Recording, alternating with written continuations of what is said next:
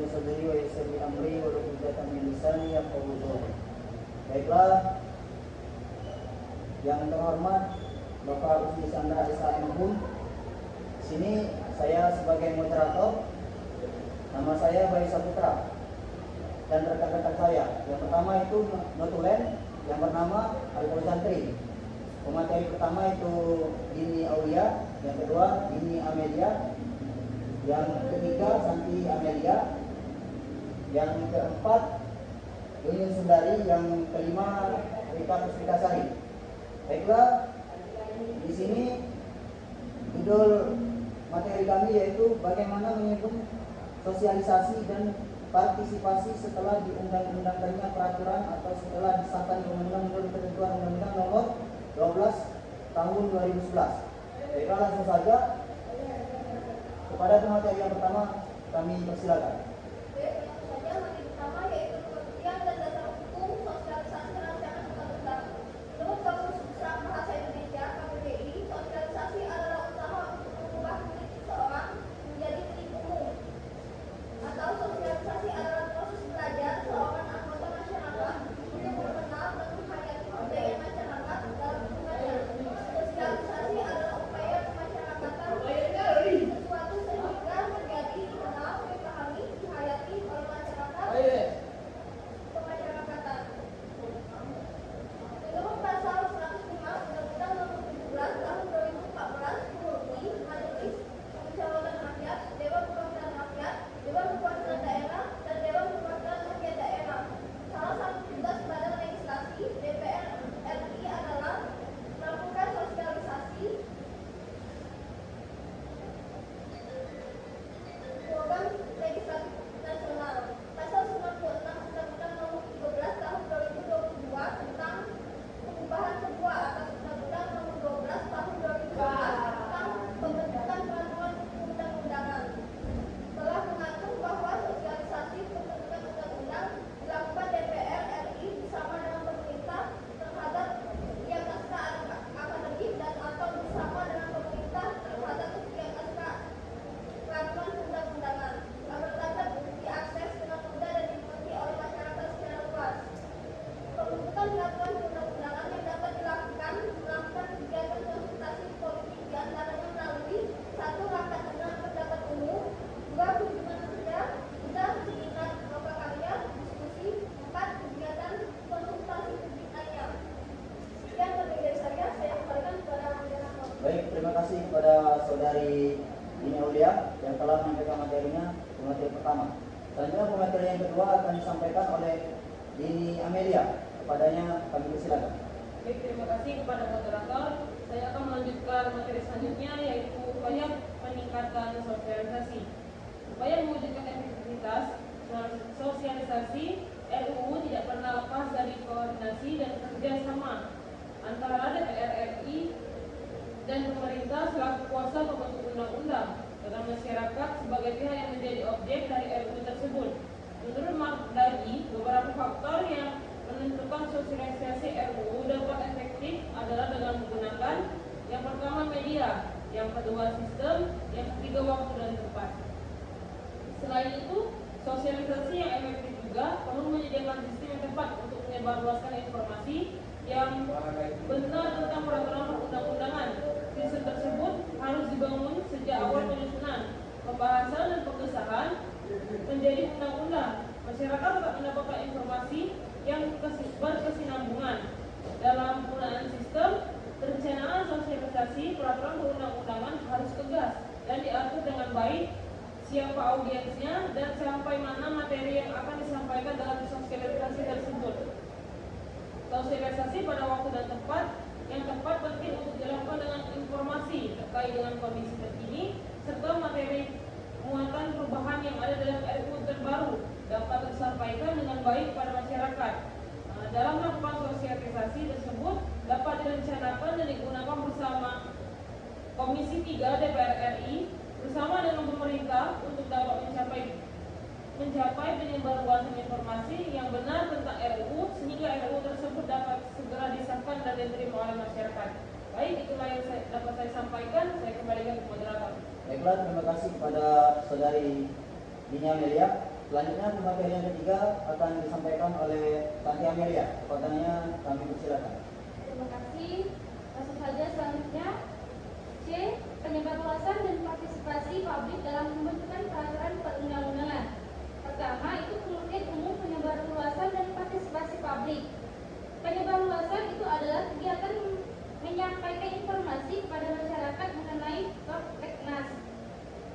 Partisipasi publik itu merupakan keterlibatan masyarakat dalam pembuatan kebijakan oleh pemerintah yang mempengaruhi kondisi ekonomi dan sosial masyarakat. Kedua, itu langkah penyebarluasan pembentukan peraturan.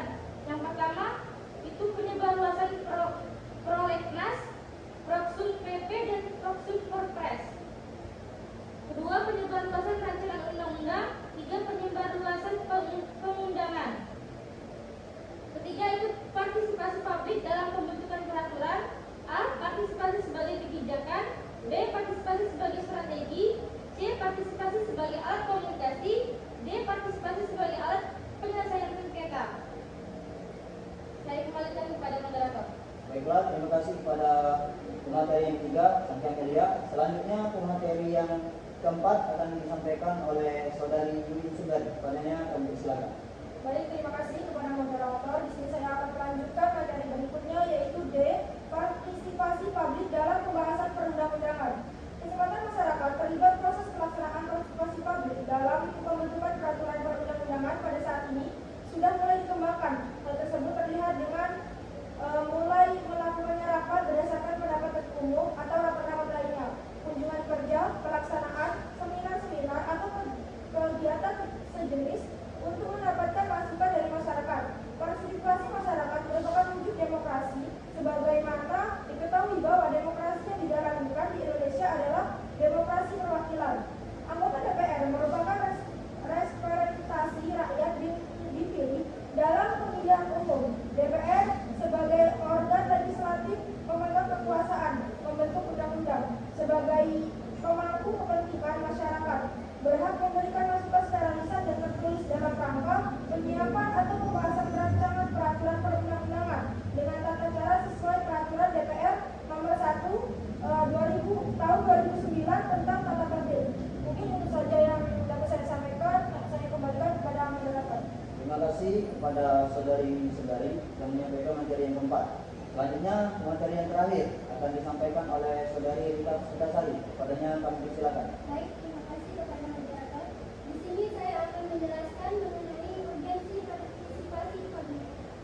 Urgensi partisipasi publik atau masyarakat dalam pembahasan peraturan perundang-undangan menurut Sidang Dulu antara lain sebagai berikut. Yang pertama yaitu menjaring pengetahuan, keahlian atau pengalaman masyarakat sehingga undang-undang yang dibuat memenuhi syarat undang-undang yang baik. Yang kedua yaitu menjamin peraturan perundang-undang dengan kenyataan yang ada dalam masyarakat. Yang ketiga yaitu menumbuhkan adanya kepercayaan, penghargaan dan pengakuan masyarakat terhadap DPRD dan pemerintah. Sekian materi dari saya kembalikan kepada moderator. Baiklah, terima kasih kepada rekan-rekan yang telah menyampaikan materinya. Selanjutnya itu kepada audiens, apakah ada yang ingin bertanya? Jika ada, kami tunggu. Betulek, silakan bacakan pertanyaan dari Saudara Al-Farobi yang akan dijawab oleh Dini Aulia. Baik, terima kasih kepada moderator. Pandangan dari Saudara Al-Farobi adalah bagaimana langkah penyebarluasan pembentukan peraturan. Baik, di sini saya akan menjawab pertanyaan Al-Saruni, yaitu bagaimana langkah penyebarluasan pembentukan peraturan. Langkah penyebarluasan pembentukan peraturan di antara yang pertama penyebarluasan Prolegnas, Prolegnas PP, dan Proksum peraturan presiden. Rancangan undang-undang yang akan disusun sebelumnya harus tercantum dalam suatu program legislasi nasional Prolegnas.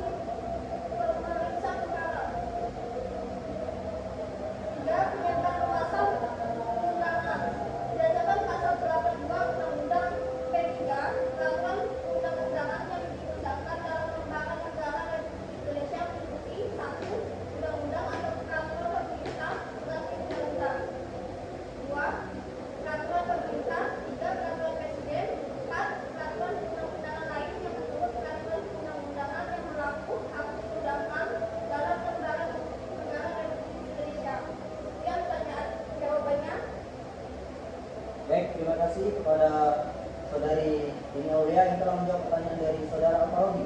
Maka di sini saya akan menyimpulkan upaya mewujudkan efektivitas sosialisasi RUU tidak pernah lepas dari koordinasi dan kerjasama antara DPR RI dan pemerintah selaku kuasa pembentuk undang-undang dengan masyarakat sebagai pihak yang menjadi objek dari RUU tersebut.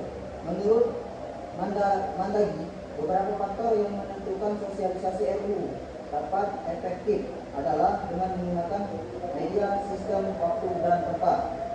Langkah penyebarluasan pembentukan peraturan diantaranya yaitu menyebarluaskan prolegnas, prolegsun, PP, dan propsun perpres, menyebarluaskan rancangan undang-undang, serta menyebarluaskan pengundangan partisipasi publik dalam pembentukan peraturan terbagi 4, diantaranya partisipasi sebagai kebijakan, partisipasi sebagai strategi, partisipasi sebagai alat komunikasi, dan partisipasi sebagai alat penyelesaian sengketa. Mungkin itu saja materi dari kelompok kami. Apabila ada kata-kata yang salah, kami mohon maaf. Pada Allah kami mohon ampun. Kami akhiri dengan ucapan billahi taufiq wal hidayah. Wassalamualaikum warahmatullahi wabarakatuh.